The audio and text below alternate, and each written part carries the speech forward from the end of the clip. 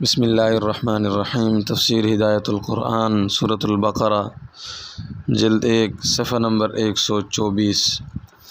قل من كان عدوا لجبريل فإنه نزله على قلبك بإذن الله مصدقا لما بين يديه وهدى وبشرى للمؤمنين من كان عدوا لله وملائكته ورسله وجبريل وميكال فإن الله عدو للكافرين وَلَقَدْ أَنزَلْنَا إِلَيْكَ آيَاتٍ بَيِّنَاتٍ وَمَا يَكْفُرُ بِهَا إِلَّا الْفَاسِقُونَ أَوَكُلَّمَا عَاهَدُوا عَهْدًا نَبَذَهُ فَرِيقٌ مِّنْهُمْ بَلْ أَكْثَرُهُمْ لَا يُؤْمِنُونَ وَلَمَّا جَاءَهُمْ رَسُولٌ مِّنْ عِندِ اللَّهِ مُصَدِّقٌ لِّمَا مَعَهُمْ نَبَذَ فَرِيقٌ مِّنَ الَّذِينَ أُوتُوا الْكِتَابَ كِتَابَ اللَّهِ وَرَاءَ ظُهُورِهِمْ كَأَنَّهُمْ لَا يَعْلَمُونَ۔ آیات مبارکہ کا لفظی ترجمہ سماعت فرمائیے۔ قل من كان عدوا لجبريل فإنه نزله على قلبك بإذن الله مصدقا لما بين يديه وهدى وبشرى للمؤمنين۔ کہو جو ہے دشمن جبرائیل کا تو بے شک اس نے اتارا ہے اس کو آپ صلی اللہ علیہ وسلم کے دل پر بإذن الہی، سچا بتانے والا اس کو جو اس کے سامنے ہے، اور رہنما اور خوشخبری ماننے والوں کے لیے۔ من كان عدوا لله وملائكته ورسله وجبريل وميكال فإن الله عدو للكافرين۔ جو ہے دشمن اللہ کا اور اس کے فرشتوں کا اور اس کے رسولوں کا اور جبرائیل کا اور میکائیل کا، پس بے شک اللہ تعالی دشمن ہے نہ ماننے والوں کا۔ وَلَقَدْ أَنزَلْنَا إِلَيْكَ آيَاتٍ بَيِّنَاتٍ وَمَا يَكْفُرُ بِهَا إِلَّا الْفَاسِقُونَ۔ اور البتہ واقعہ یہ ہے کہ ہم نے اتاری ہیں آپ کی طرف واضح آیتیں، اور نہیں انکار کرتے ان کا مگر نافرمان لوگ۔ أَوَكُلَّمَا عَاهَدُوا عَهْدًا نَبَذَهُ فَرِيقٌ مِّنْهُمْ بَلْ أَكْثَرُهُمْ لَا يُؤْمِنُونَ۔ اور کیا جب بھی قول و قرار کیا انہوں نے پختہ قول و قرار، تو پھینک دیا اس کو ان کی ایک جماعت نے، بلکہ ان کے اکثروں نے مانا ہی نہیں۔ وَلَمَّا جَاءَهُمْ رَسُولٌ مِّنْ عِندِ اللَّهِ مُصَدِّقٌ لِّمَا مَعَهُمْ نَبَذَ فَرِيقٌ مِّنَ الَّذِينَ أُوتُوا الْكِتَابَ كِتَابَ اللَّهِ وَرَاءَ ظُهُورِهِمْ كَأَنَّهُمْ لَا يَعْلَمُونَ۔ اور جب پہنچے ان کے پاس عظیم الشان رسول اللہ کی طرف سے تصدیق کرنے والے اس کتاب کی جو ان کے پاس ہے، تو پھینک دیا ایک جماعت نے ان میں سے جو دیے گئے کتاب اللہ کی کتاب کو اپنی پیٹھ کے پیچھے، گویا وہ جانتے ہی نہیں۔ مختصر ترکیب سماعت کیجیے۔ من موصولہ متضمن معنی شرط ہے، اور اس کا جواب معذوف ہے، ای فلا وجہ لعداوتہ تو ہوا کرتے ہیں۔ نزلہ کے مفعول کے احوال ہیں، استفہام انکاری ہے، نبذہ کلما کا جواب ہے، اور یہی استفہام انکاری کا محل ہے۔ رسول کی تنوین تعظیم کے لیے ہے، مراد نبی صلی اللہ علیہ وسلم ہے، مصدق رسول کی صفت ہے۔ نمبر 9، یہود کی جبرائیل دشمنی بھی ایمان کے لیے مانے بنی۔ یہود حضرت میکائیل علیہ السلام کو پسند کرتے ہیں اور حضرت جبرائیل علیہ السلام سے دشمنی رکھتے ہیں۔ وہ کہتے ہیں میکائیل روزی بارش خوشحالی اتارتے ہیں اور جبرائیل عذاب اتارتے ہیں، ہمارے بڑوں کو ان سے بہت تکلیفیں پہنچی ہیں، اس لیے ہم ان کی لائی ہوئی وحی نہیں مانتے، میکائیل وحی لاتے تو ہم مان لیتے۔ عبداللہ بن سوریہ یہودی عالم نے نبی صلی اللہ علیہ وسلم سے پوچھا، آپ صلی اللہ علیہ وسلم کے پاس وحی کون لاتا ہے؟ تو آپ صلی اللہ علیہ وسلم نے فرمایا جبرائیل علیہ السلام لاتے ہیں۔ تو اس نے کہا وہ ہمارے بنی اسرائیل کے دشمن ہیں، میکائیل وحی لاتے تو ہم مان لیتے۔ اس کا جواب یہ ہے کہ جبرائیل تو محض واسطہ ہیں، وہ بحکم الہی وحی اتارتے ہیں، اس کا اس میں کچھ دخل نہیں ہوتا۔ اسی طرح وہ عذاب بھی اتارتے ہیں، پھر ان سے دشمنی کے کیا معنی؟ اور سن لو، جو اللہ کا اور اس کے فرشتوں کا اور اس کے رسولوں کا جبرائیل اور میکائیل کا دشمن ہے، اللہ تعالیٰ اس کے دشمن ہے، اور جس کا دشمن اللہ ہو اس کا انجام کیا ہوگا، خوب سوچ لو۔ اور ملائکہ میں جبرائیل اور میکائیل علیہم السلام بھی شامل ہیں، پھر ان کا ذکر تسویہ کے لیے کیا ہے، یعنی دونوں سے دوستی اور دشمنی یکساں ہے۔ بس جب تم جبرائیل علیہ السلام کے دشمن ہو تو میکائیل علیہ السلام کے بھی دشمن ہو، لا فرق بینہما۔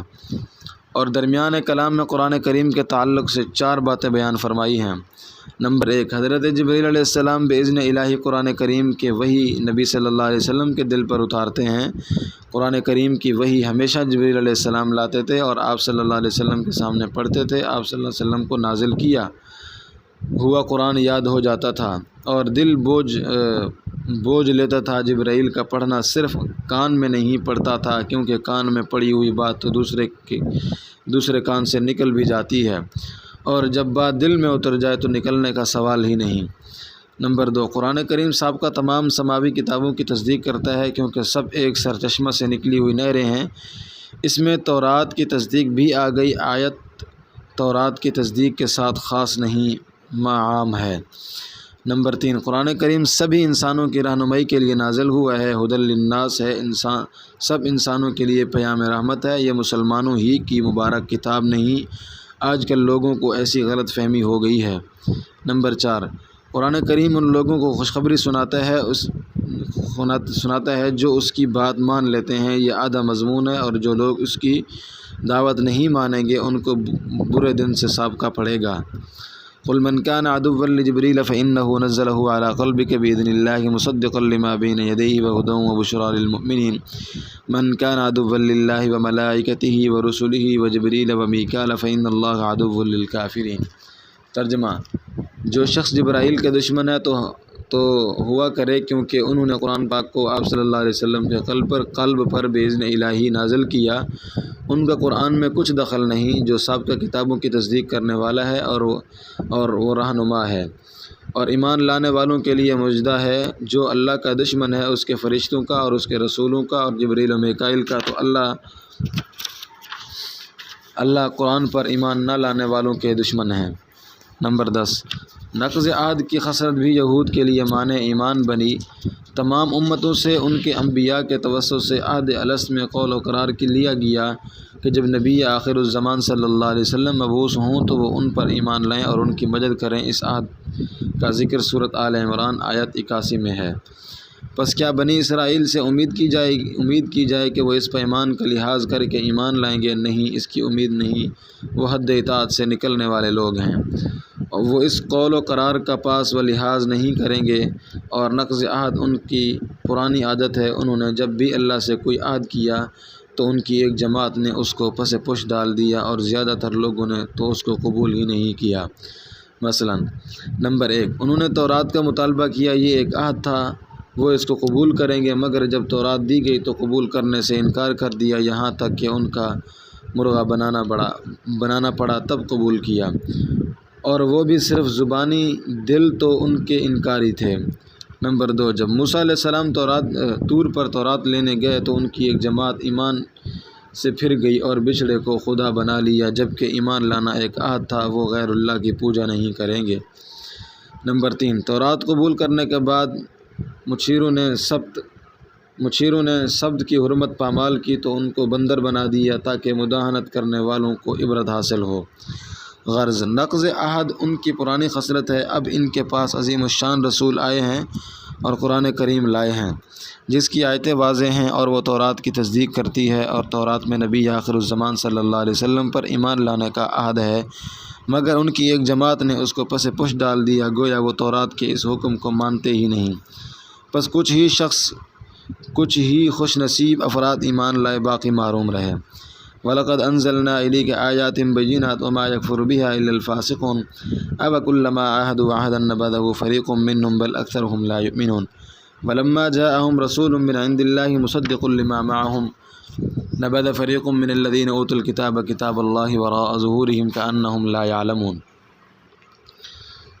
ترجمہ، اور البتہ واقعہ یہ ہے کہ ہم نے آپ کی طرف واضح آیتیں اتاری ہیں جن کا انکار حد اطاعت سے نکلنے والے ہی کریں گے۔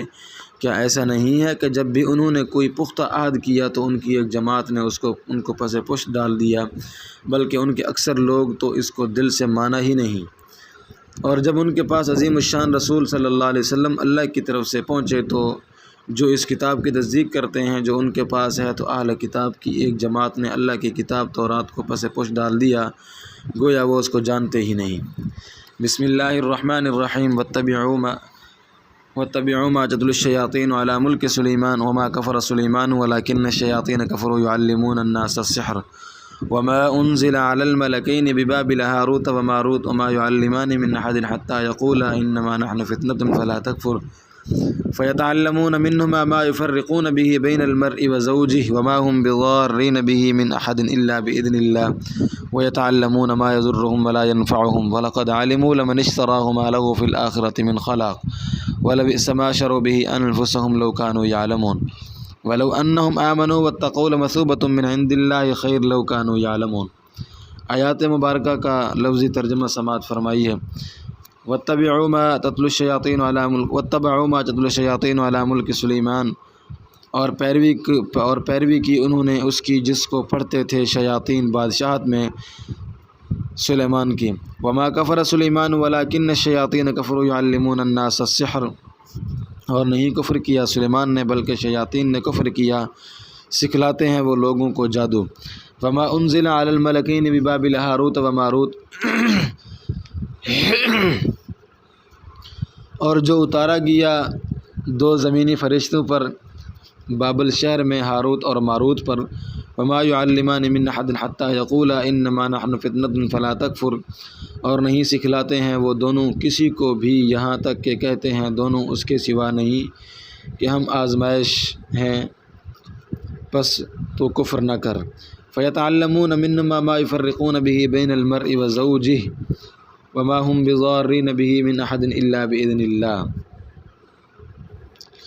پس سیکھتے ہیں وہ ان دونوں سے وہ جو جدائی کریں اس کے ذریعے آدمی کے درمیان اور اس کی بیوی کے درمیان، اور نہیں ہے وہ ساحر یعنی جادوگر نقصان پہنچانے والے اس جادو کے ذریعے کسی کو بھی مگر اجازت سے اللہ کی۔ وَيَتَعَلَّمُونَ مَا يَضُرُّهُمْ وَلَا يَنفَعُهُمْ وَلَقَدْ عَلِمُوا لَمَنِ اشْتَرَاهُ مَا لَهُ فِي الْآخِرَةِ مِنْ خَلَاقٍ، اور سیکھتے ہیں وہ جو نقصان پہنچائے ان کو اور نفع پہنچائے ان کو، اور البتہ واقعہ یہ ہے کہ جانتے ہیں وہ البتہ جس نے خریدا اس جادو کو نہیں ہے اس کے لیے آخرت میں کوئی حصہ۔ وَلَبِئْسَ مَا شَرَوْا بِهِ أَنفُسَهُمْ لَوْ كَانُوا يَعْلَمُونَ، اور البتہ برا ہے جو اختیار کیا انہوں نے اس کے عوض میں اپنی ذاتوں کے لیے، کاش ہوتے وہ جانتے۔ لو كانوا يعلمون ولو انهم آمنوا واتقوا لمثوبة من عند الله خیر لو كانوا يعلمون، اور اگر وہ ایمان لاتے اور اللہ سے ڈرتے البتہ بدلہ اللہ کے پاس بہتر تھا، کاش وہ ہوتے وہ جانتے۔ نمبر 11، یہود کی لایعنی علم میں مشغولیت بھی ایمان کے لیے مانع بنی۔ یہ دو آیتیں اہم ہیں، پہلی آیت میں ضمنی باتیں بھی ہیں، اس لیے پہلے چند باتیں عرض ہیں۔ نمبر 1، یہود میں جادو کا بڑا زور ہے۔ نبی صلی اللہ علیہ وسلم پر جادو ایک یہودی منافق نے کیا تھا، اور ان کا خیال ہے کہ ان کو یہ علم حضرت سلیمان علیہ السلام سے حاصل ہوا ہے، یہ افطرا ہے۔ قرآن کریم نے اس کی تردید کی ہے، جادو کفر ہے، اور سلیمان علیہ السلام پیغمبر تھے، وہ کفر کیسے کر سکتے ہیں۔ نمبر 2، یہود حضرت داؤد و سلیمان علیہ السلام کو نبی نہیں مانتے، صرف بادشاہ مانتے ہیں۔ انہوں نے سلیمان علیہ السلام کی طرف شرک، مورتی پوجا کی بھی نسبت کی ہے، اور ان کی حکومت کی عالمگیریت کو جادو کا کرشمہ قرار دیا ہے، مگر زبور اور امثال سلیمان کو بائبل میں بھی شامل بھی کیا ہے۔ بائبل تو ان کے نزدیک آسمانی کتابوں کا مجموعہ ہے۔ نمبر 3، ہاروت اور ماروت زمینی فرشتے ہیں، ان کو رجال الغیب بھی کہا جاتا ہے، ان سے تکوینی امور متعلق کیے جاتے ہیں، اور تکوینی امور شریعت کے چوکھٹے میں نہیں آئے۔ حضرت خضر علیہ السلام نے جو زمینی فرشتے تھے ایک بے گناہ بچے کو مار ڈالا تھا، حضرت موسیٰ علیہ السلام نے اس پر شریعت کی روح سے اعتراض کیا تھا، مگر حضرت خضر نے اس کا کوئی جواب نہیں دیا بلکہ قتل کی حکمت بیان کی، کیونکہ تکوینیات کا دائرہ الگ ہے اور تشریعیات کا الگ۔ چٹان گرتی ہے اور کوئی بے گناہ دب کر مر جاتا ہے تو کسی پر مقدمہ نہیں کیا جاتا۔ اسی طرح ہاروت اور ماروت جو میاں بیوی میں جدائی کا افسوس سکھاتے تھے، اس کو بھی شریعت کی نظر سے نہیں دیکھنا چاہیے، شرعاً ایسا تعویذ حرام ہے، یہ بھی جادو ہے۔ نمبر 4، سلیمان علیہ السلام کا زمانہ تو بہت پہلے ہے، ان کا زمانہ موسیٰ علیہ السلام سے قریب ہے۔ ان کی حکومت چرند و پرند، جن و انس پر تھی۔ دربار سلیمانی میں آدمیوں کے ساتھ جنات بھی بیٹھتے تھے۔ اس زمانہ میں انسان اور جنات رلے ملے تھے، چنانچہ آدمیوں نے جنات سے جادو سیکھا، یہ شیاطین الجن ہیں۔ پھر جن انسانوں سے سیکھا، انہوں نے آگے سکھایا، یہ شیاطین الانس ہیں۔ یہ جادو نسل در نسل یہود میں چلا آ رہا ہے۔ نمبر 5، 686 قبل مسیح میں جب بنی اسرائیل نے سرکشی کی تو بائبل نے نبی نینوی کے تاجدار بخت نصر نے بخت نصر نے بیت المقدس پر حملہ کیا، اس کی اینٹ سے اینٹ بجا دی اور 70,000 بنی اسرائیل کو قید کر کے بائبل لے گیا اور ان کو غلام بنا لیا۔ وہاں وہ 100 سال غلامی میں رہے۔ پھر 559 قبل مسیح میں ایران کے بادشاہ دارائے اول نے حملہ کر کے بنی اسرائیل کو قید سے آزاد کرایا اور ان کو لوٹ کر دوبارہ بیت المقدس آباد کرنے کی اجازت دی۔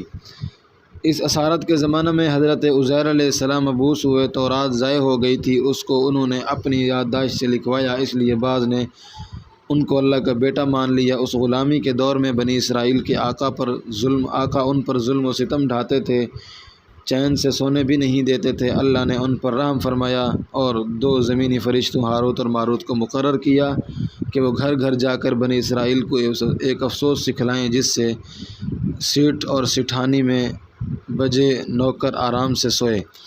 یہ کام نبی سے نہیں لیا گیا۔ ایک تو یہ کام ان کے منصب کے خلاف تھا، دوم جب وہ سکھانے جائیں گے تو سیٹ دیکھے گا اور رجال الغیب متعلقہ شخص ہی کو نظر آتے ہیں، دوسرے کو نظر نہیں آتے، اس لیے وہ سکھا سکتے ہیں، مگر فرشتے افسوس سکھانے سے پہلے آگاہ کرتے تھے کہ یہ افسوس 2 دھاری تلوار ہے، جب حسب ضرورت ہی استعمال کرنا، بے ضرورت یا بے محل استعمال کرے گا تو کفر ہوگا۔ یہ منتر بھی یہود میں نسل در نسل چلا آ رہا تھا۔ آیت کریمہ کی تفسیر عنوان پر ایک نظر ڈالیے۔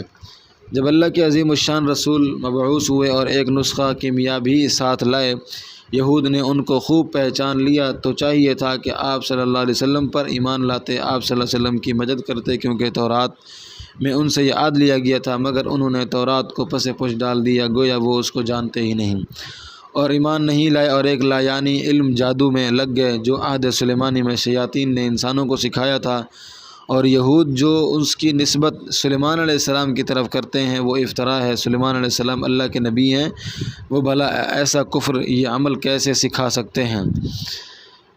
جادو تو شیاطین نے لوگوں کو سکھایا، اور وہ افسوس بھی انہوں نے ہی لوگوں کو سکھایا جو بابل شہر میں ہاروت اور ماروت نامی 2 فرشتوں پر اتارا گیا تھا۔ یہود اس لایانی علم میں مشغول ہو گئے اور وہ اس کے پیچھے پڑ گئے اور تورات کے حکم کو نظر انداز کر دیا اور ایمان نہیں لائے۔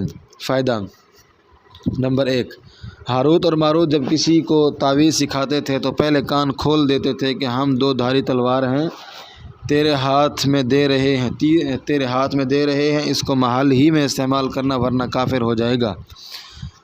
وہ افسوں کیا تھا؟ وہ ایسا منتر تھا جس سے میاں بیوی میں تفریق ہو جاتی تھی، یہ ایک طرح کا جادو تھا۔ فائدہ نمبر 2، جادو کے ذریعے اللہ کی مرضی کے بغیر کسی کو کوئی ضرر نہیں پہنچ سکتا، کیونکہ جادو ایک سبب ہے اور اسباب کا سرا مسبب الاسباب کے پاس ہے۔ فائدہ نمبر 3، جادو سیکھنا سکھلانا حرام ہے، یہ علم سراسر ضرر رساں ہے، نفع بخش بالکل نہیں۔ جادوگر پیسوں کی لالچ میں جادو کرتے ہیں، جبکہ بنی اسرائیل اس بات سے خوب واقف تھے کہ جادوگروں کا جنت میں کوئی حصہ نہیں، یعنی وہ جنت میں نہیں جائیں گے، یہ تحدید ہے، اور وہ لوگ جس جادو کے پیچھے خود کو تباہ کر رہے ہیں وہ بہت بری چیز ہے، کاش وہ یہ بات سمجھتے۔ یہود کو ایمان کی دعوت۔ دوسری آیت میں یہود کو ایمان کی دعوت دی ہے، اگر وہ ایمان لائیں اور اللہ سے ڈریں اور جادو چھوڑیں تو اللہ کے یہاں بہتر بدلہ پائیں گے۔ وہ دنیاوی آمدنی کے بند ہو جانے کی فکر نہ کریں، کاش وہ سمجھداری سے کام لیں۔ ترجمہ: اور یہود نے اس علم کی پیروی کی جس کی عہد سلیمانی میں شیاطین تعلیم دیا کرتے تھے، اور سلیمان نے کفر نہیں کیا بلکہ شیاطین نے کفر کیا۔ وہ لوگوں کو سکھاتے ہیں جادو اور وہ افسوں جو بابل میں ہاروت اور ماروت نامی 2 فرشتوں پر اتارا گیا تھا۔ فائدہ نمبر 1، اور دونوں کسی کو بھی وہ افسوں نہیں سکھاتے تھے جب تک اس سے کہہ نہیں دیتے تھے کہ ہم آزمائش ہیں، بس تو کفر نہ کر بیٹھنا، یعنی بے ضرورت یا غیر محل میں یہ افسوں استعمال مت کرنا۔ بس وہ بنی اسرائیل ان دونوں سے سیکھتے تھے، ایسا افسوں جس کے ذریعے وہ میاں بیوی میں جدائی کر دیتے تھے۔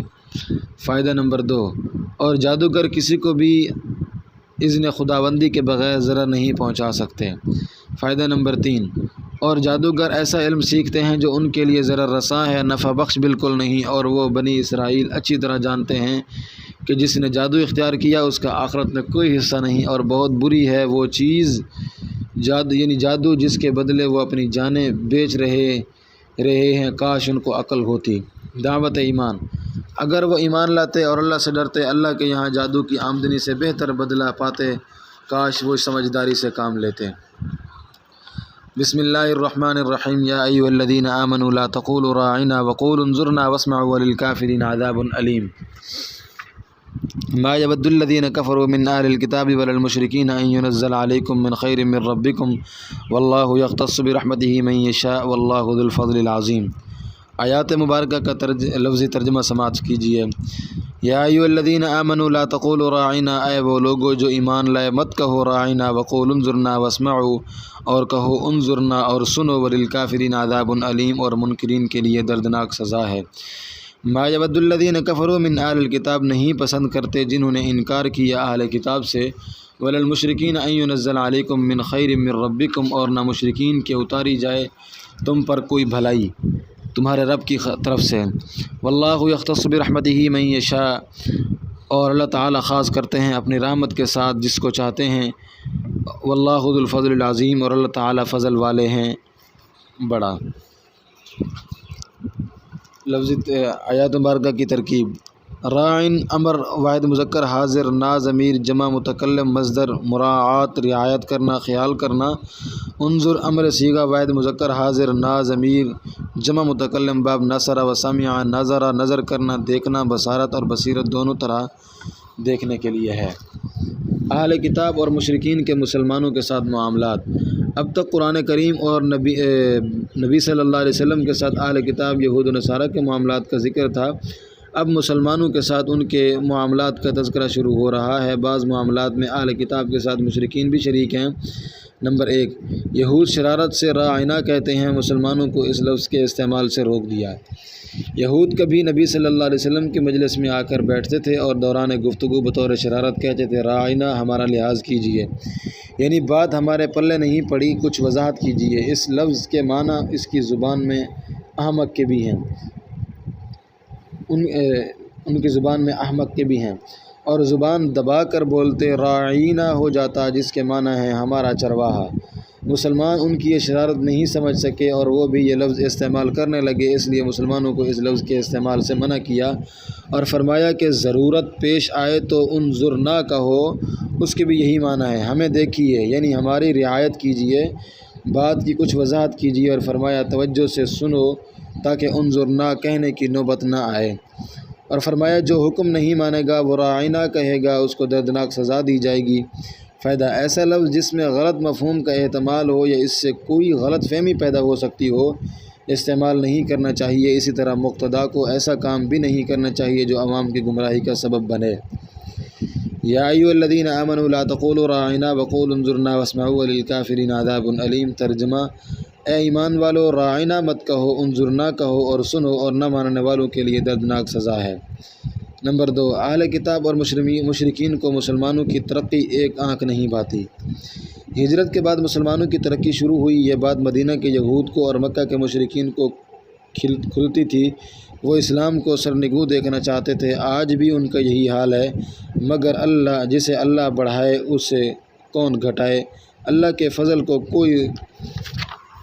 کوئی روک نہیں سکتا، اور اللہ کا فضل بے اندازہ ہے۔ ہر شخص فضل خداوندی سے بہرہ ہو سکتا ہے، مگر شرط استحقاق پیدا کرنے کی ہے۔ اب استحقاق کوئی چیز نہیں ملتی، بے استحقاق کوئی چیز نہیں ملتی۔ ما یود الذین کفروا من اہل الکتاب ولا المشرکین ان ینزل علیکم من خیر من ربکم واللہ یختص برحمتہ من یشاء واللہ ذو الفضل العظیم۔ ترجمہ: جن لوگوں نے دین اسلام قبول نہیں کیا، خواہ وہ اہل کتاب ہوں یا مشرکین، نہیں چاہتے کہ تم پر تمہارے رب کی طرف سے کوئی بھلائی نازل کی جائے، اور اللہ تعالیٰ جسے چاہتے ہیں اپنی رحمت کے ساتھ خاص کرتے ہیں، یعنی عنایت فرماتے ہیں، اور اللہ تعالیٰ بڑے فضل والے ہیں، ان کے فضل سے ہر کوئی حصہ لے سکتا ہے۔